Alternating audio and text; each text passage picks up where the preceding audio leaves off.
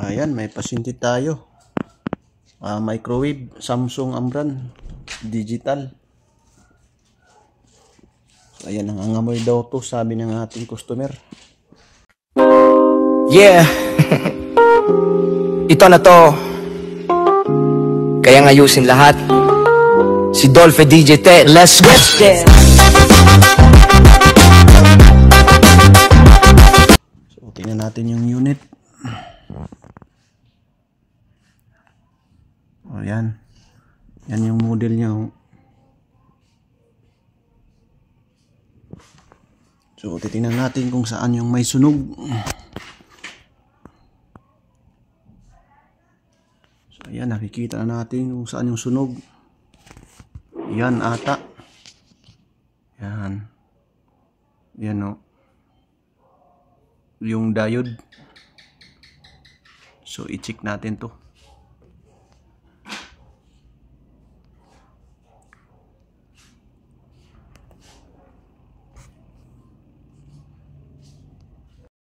Wala. Ayan, wala. So, palit na natin yun. So, mga master.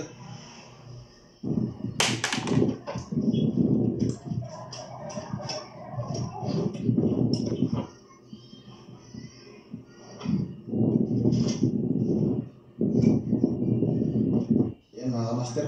Ilagay ko na. Lagyan na natin ng tubig yung baso. Kung mainit ba.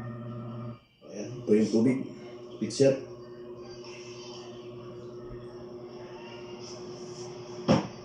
Pasok natin mga master.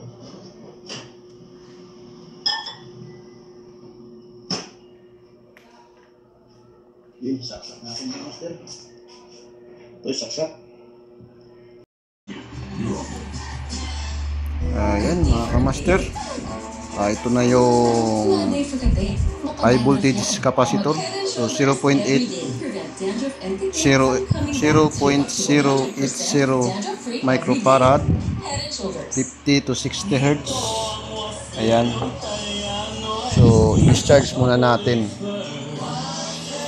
para mawala yung high voltage at least mga 10 minutes. 1, 2, 3, 4, 5, 6, 7, 8, 9, 10.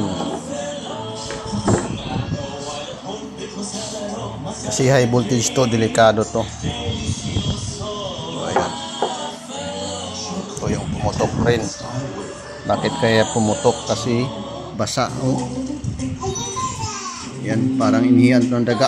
Baho. Ayan mga kamaster, ipatesting natin sa customer kung okay na ba yung ginawa natin.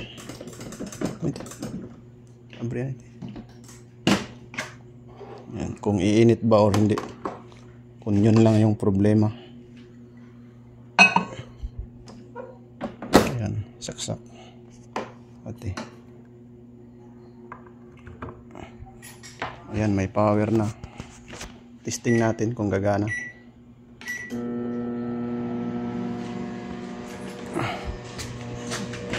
Ayan.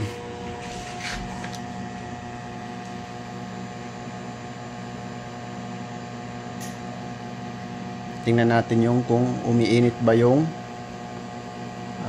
baso na may tubig. Ayan. Pag umiinit, ibig sabihin ng problema ito lang. Patay. Nain agad.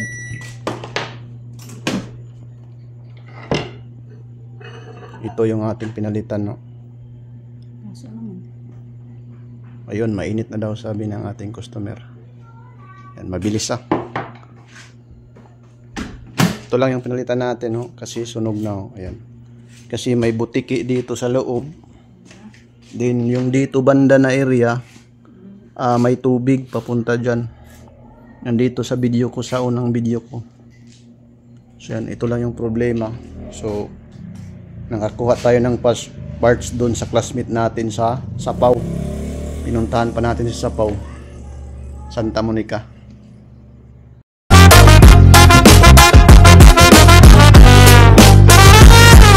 Pag nasira ang TV mo, huwag kang magpanik. Si Dolphy DJ Tech Boy, automatic aircon mo.